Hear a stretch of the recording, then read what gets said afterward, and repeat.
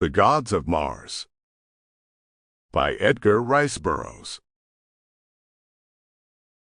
Forward.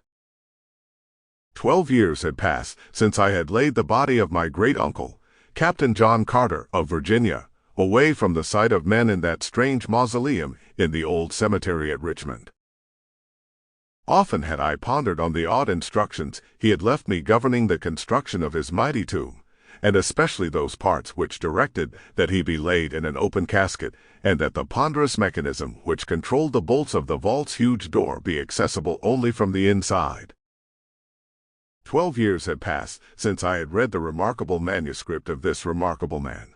This man who remembered no childhood, and who could not even offer a vague guess as to his age, who was always young and yet who had dandled my grandfather's great-grandfather upon his knee.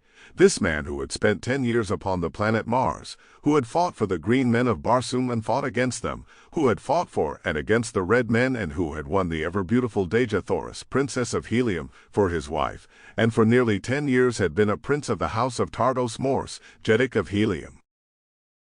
12 years had passed since his body had been found upon the bluff before his cottage, overlooking the Hudson, and ofttimes during these long years I had wondered if John Carter were really dead, or if he again roamed the Dead Sea bottoms of that dying planet, if he had returned to Barsoom to find that he had opened the frowning portals of the mighty atmosphere plant in time to save the countless millions who were dying of asphyxiation on that far-gone day that had seen him hurtled ruthlessly through 48 million miles of space back to Earth once more.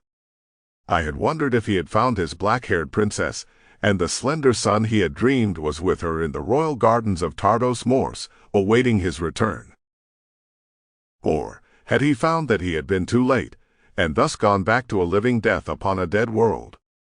Or was he really dead after all, never to return either to his mother Earth or his beloved Mars? Thus was I lost in useless speculation one sultry August evening when old Ben, my body servant, handed me a telegram. Tearing it open, I read, "Meet me tomorrow, Hotel Raleigh, Richmond. John Carter." Early the next morning I took the first train for Richmond, and within 2 hours was being ushered into the room occupied by John Carter. As I entered he rose to greet me, his old-time cordial smile of welcome lighting his handsome face. Apparently he had not aged a minute, but was still the straight, clean-limbed fighting man of 30. His keen gray eyes were undimmed, and the only lines upon his face were the lines of iron character and determination that always had been there since first I remembered him, nearly 35 years before. Sample complete. Ready to continue?